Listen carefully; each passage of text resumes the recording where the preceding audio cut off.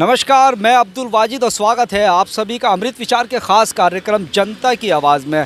जनता की आवाज़ कार्यक्रम के माध्यम से हम उन मुद्दों को उठाते हैं जिन मुद्दों को मुद्दा बनाकर विधानसभा लोकसभा के मुख्य द्वार तक जनप्रतिनिधि पहुंच जाते हैं। उन मुद्दों को उठाते हैं जिन मुद्दों से जनता रोज़ाना दो चार होती है। उन मुद्दों को उठाते हैं जो मुद्दे जनता से जुड़े होते हैं। ऐसे ही ख़ास मुद्दे के साथ मैं और मेरे सहयोगी आप पहुँचे मुरादाबाद की काट विधानसभा में, और यहाँ पर हमारे साथ युवा वर्ग मौजूद है, बुद्धिजीवी वर्ग मौजूद है, समाज से जो जुड़े हुए लोग हैं वो मौजूद हैं।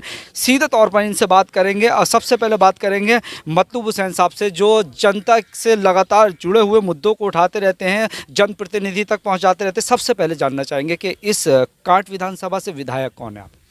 राजेश कुमार चुन्नू हैं। अगर विधायक जी के 4.5 साल के कार्यकाल की अगर बात की जाए तो जो जनता से जुड़े मुद्दे हैं, और मुद्दों को तो छोड़ दिए, जो स्थानीय मुद्दे हैं, बिजली, सड़क, पानी, किस तरह से देखते हैं आप? देखिए, बिजली पानी, बिजली के तो हाल ही बुरे हैं। खैर, जब से सरकार भारतीय जनता पार्टी की बनी है, बिजली के हाल बहुत बुरे हैं। वजह है कि बिजली वाले बिल के ऊपर ही आप देखिए बिल कितना बढ़ा के भेज रहे हैं। अगर आदमी का बिल चलिया, घरों के बिल 1-1 लाख के, 1.5 लाख के, 3-3 लाख के, 35-35 हज़ार के, 40-40 हज़ार के, इस तरीके से बिल भेज रहे हैं। जो 1 किलोवाट के कनेक्शन है, जिसका उसका बिल जितना होना चाहिए उतना वास्तविकता में होना चाहिए, यूनिट के आधार पर होना चाहिए, लेकिन वो कुछ नहीं। इनका तो अंधाधुंध चल रहा है। किसी को घर में बढ़ जाए, किसी को घर में छापो मार लगे, किसी के घर में मीटर चेक करने लगे बगैर पूछे कर बेटाइम। अभी हमारे यहाँ 4 बजे जाकर हम मीटर चेक करने लगे चौरा गाँव में। तो ऐसे हालात हैं बिजली के, इन्होंने बेहाल कर दिया बिजली वालों ने तो। और दूसरा मुद्दा जैसे आप बता रहे हैं कि बिजली के अलावा विकास का ही है। भाई विकास 5 साल में विधायक निधि का कुछ तो कहीं दिखाई दे। विधायक निधि से नहीं है, जो अन्य विभागों से, जैसे PWD है, सिंचाई विभाग है, या मंडी समिति है, नलकूप है, इन विभागों की तो कहीं कहीं सड़कें बनी हैं, लेकिन विधायक निधि को पैसों का आज तक कोई क्षेत्र को पता नहीं है कहाँ विधायक निधि कार्य हुआ। अगर लाइट की बात करें तो ख़ास तौर से ग्रामीण इलाकों में 18 घंटे बिजली देने का वादा किया गया था, दावा किया गया था सरकार की तरफ से। क्या उसका किस तरह से देखते हैं? 18 घंटे बिजली नहीं दे रहे हैं, ज़्यादा से ज़्यादा 12 या 13 12 या 13 घंटे बिजली देते हैं। और हो सकता है कहीं कहीं ट्रांसफार्मर फूंक दें तो 2-2, 3-3 दिन वजह गायब कर दें, अपने फ़ोन बंद कर लेंगे। कहीं तार टूट गया, कहीं कोई अर्थिंग हो गया, कुछ हो गया, उसे देखने नहीं आते, बुलाएंगे तो वैसे भी नहीं आते आसानी से। मैं आता हूं अभी आपके साथ।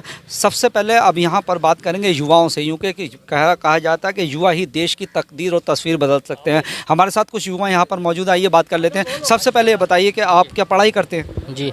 कहाँ पढ़ते हैं?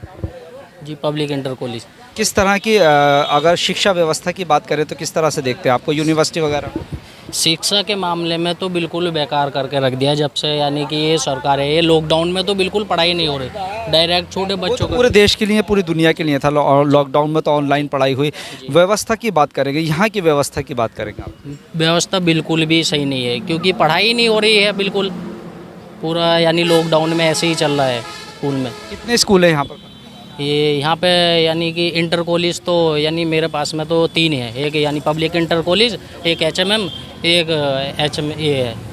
टीचर्स वगैरह आते हैं वहाँ पर? किस तरह की पढ़ाई वगैरह आते हैं, मगर पढ़ाई नहीं चल रही है बिल्कुल। क्यों नहीं चल रही? लॉकडाउन की वजह से ही। क्या लगता है आपको? क्या नाम आपका? जी, मोहम्मद आरिफ अली। क्या करते हैं आप? जी, मैं सिविल इंजीनियर का कोर्स कर रहा हूँ। कहाँ से? श्री वेंकटेश्वर यूनिवर्सिटी से। किस तरह के मौजूदा हालात देखते हैं आप अपने एरिया के? जी, इस टाइम मौजूदा हालात तो बहुत गंदे हैं, आप देख रहे हो, अभी तो आपको ही पता है, बहुत गंदे हैं। आपसे पूछना चाह रहा है, सड़क, बिजली, पानी किस तरह से देखते हैं आप? जी, सड़क, बिजली तो कुछ सही है, मगर सड़क तो बहुत गंदी है। शिक्षा से जुड़े मुद्दे पर बात की, लेकिन कोई समाधान यहाँ पर नहीं है। सबसे बात कर लेते हैं।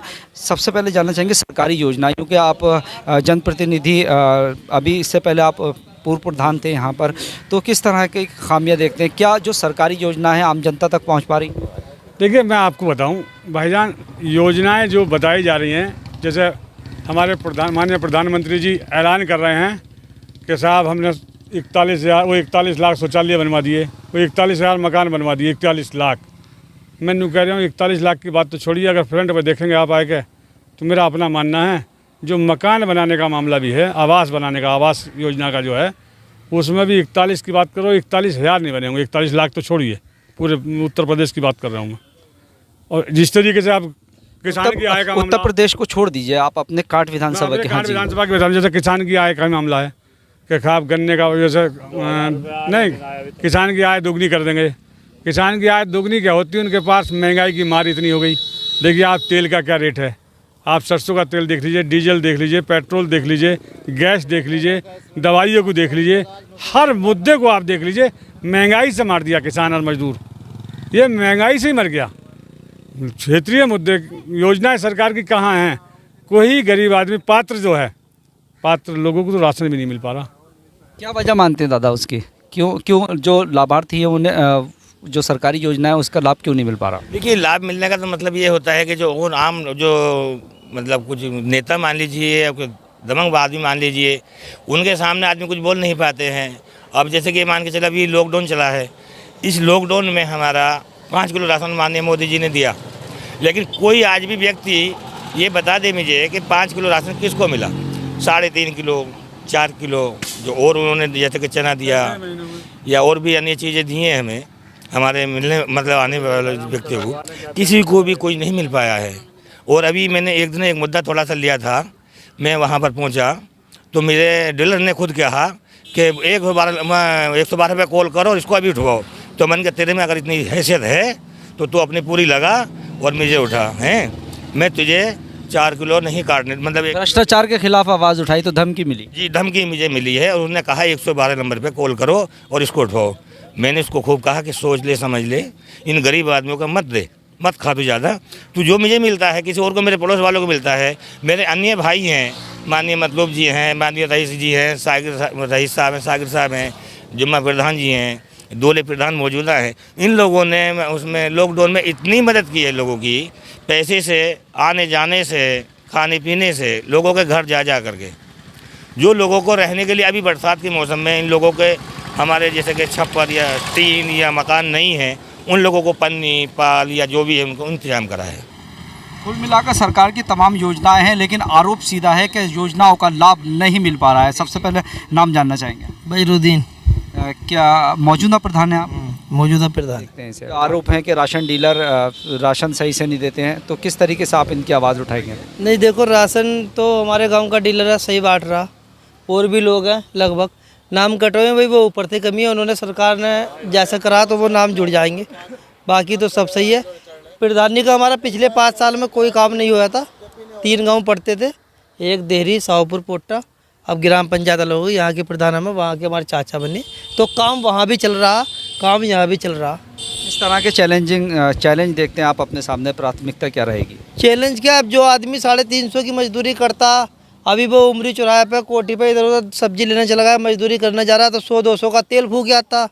दाल लेने जाता, कोई सी भी दाल 100 रुपये से कम नहीं है, सब्जी भी 40-50 रुपये किलो से स्टार्ट होती है। तो समस्याएं तो बहुत है। जैसे महंगाई के दौरान मजदूरी भी 500 रुपये होनी चाहिए इस समय, तब जाके गुजारा होगा। बेचारे मेट्रो चलाते हैं कोई लोग, कोई कुछ करता। हालात बहुत ख़राब कर दिए जब से बीजेपी की सरकार आई है। देश को समझ लो हिंदू मुस्लिम के नाम पर लड़ाया जा रहा है, बाकी कुछ काम नहीं हो रहा। पिछली सरकार जब कांग्रेस की चल रही थी, जब 400 रुपये का गैस सिलेंडर था, 50 रुपये को पेट्रोल मिलता था, तो स्मृति ईरानी भी और ये भी और भी बीजेपी के नेता कपड़े फाड़ते थे, सब काम करते थे। आज 1000 का सिलेंडर हो गया।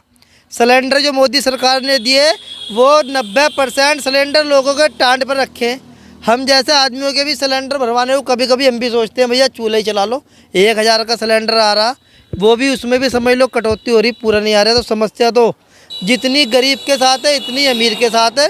2-4 लोगों को फ़ायदा होया, अंबानी के दलालों को लॉकडाउन लगा, हमने काफ़ी यहाँ भी राशन बांटा, घर घर जाकर राशन बांटा गांव में। फिर भी हम सारी सपोर्ट करते हैं, तभी हमें दोनों गांवों का यहाँ प्रधान बनाया गया। अब आप प्रधान बने हैं, किस तरह की प्राथमिकता रहेंगी आपकी, क्या करेंगे? बस काम चल रहा है। 2 सड़कें हमने बना दी गाँव के अंदर, शौचालय बनवा दिए, 40 शौचालय और बनवा दिए। अब काम चल रहा है। पहले नाले साफ करा दिए चारों, ये चौतरी अभी कराइए, देखो पीछे है, जितनी ऐसी ऐसी चौतरी है 10-10 साल से टूटी हुई थी, ये हमने कल ही 5 चौतरी बनवाई है गाँव के अंदर। तो विकास करेंगे, जितना सरकार से आएगा वो भी सही है। क्या है, अपने पास से लगाना पड़े, विकास चल रहा है गाँव में, रोजगार भी दे रहे हैं। दादा एक बात बताइए, शहरी इलाके हों चाहे ग्रामीण, एक आम इंसान घर, मकान, रोटी, कपड़ा, सड़क, बिजली, पानी, ये ज़रूरत होती है आम इंसान के लिए। बेशक, बिल्कुल सही बात है। वही नहीं मिल पाएगी तो किस तरीके से देखते हैं आप? देखिए, जो गरीब है, जो मजलूम है, काम करके बच्चे पाले या अपना मकान बनाए, हमने ऐसे हालात में, क्योंकि हमारा भट्टे भी हैं, तो हम लोगों ने अपने पास से ईंटें दे दे के भी लोगों के मकान बनवाए हैं। ऐसे ऐसे हालात में लोगों को मदद की है। अभी भी आप बीकनपुर जाएंगे, रमाना जाएंगे, कई गांव ऐसे हैं जहां लोग बताएंगे। लेकिन एक चीज़ और समस्या आ रही है अब नई हमारे क्षेत्र की, मैं आपको बता दूं, भ्रष्टाचार आदमी हर चीज़, कुछ लोग डरते भी हैं भ्रष्टाचार कहते हुए। देखिए, एक आदमी 5 साल से गाय पाल लिया, 5 बार उसके घर ब्याली, उसके घर क्या किया गया, पहले उस पर बसले का नाम लेकर उससे 25,000 रुपये ले लिया गया। उसके बाद जो है दूसरा काम, उस पर तमंचा लगा के भेज दिया दूसरी बार में। तीसरी बार उससे घर से गाय खोल लाए, उनने घर बदलवाई, खाली गाय ज्ञापन कराई, और उसके बाद उस गाय को खोल लाए, खोल कर ला के गौशाला पहुँचवा दी गई। तो ये बिल्कुल जायज़ती है, सरासर लोगों के साथ अन्याय है। भारतीय जनता पार्टी अपने प्ले प्लानिंग से, अपने कारनामों से खुद में फेल हो रही है। सरकार बनने के बाद वो किसी की धर्म और जात की नहीं होती है, सरकार सबको एक समान देखना चाहिए। विधायक जी कितनी बार आपके इधर इलाके में आ गए? विधायक जी क्षेत्र में नहीं आते हैं। विधायक जी कहीं शादी ब्याह और कहीं कार्यक्रम है तभी आते हैं, वरना वो मुरादाबाद जाते रहते हैं या फिर अपने पंप पर पहुँच जाते हैं। कुल मिलाकर मुरादाबाद से कांट विधानसभा में अमृत विचार की टीम ये जानने आई थी कि जो स्थानीय मुद्दे क्या हैं, और साफ तौर पर आपने देखा कि स्थानीय मुद्दे सड़क, बिजली और पानी के, जिससे कई तरह के आरोप भी यहाँ पर जो प्रशासन है उसके ऊपर भी लगाए गए हैं। और कुल मिलाकर समस्या काफ़ी सारी है और समाधान कुछ भी नहीं। हमारी ये मांग है प्रशासन से, सरकार से, कि अमृत विचार के माध्यम से जो इन्होंने सरकार से अपील की है, प्रशासन से अपील की है, उसका समाधान किया जाए। कैमरा पर्सन फरदीन अली के साथ मैं अब्दुल वाजिद, अमृत विचार, मुरादाबाद, कांट।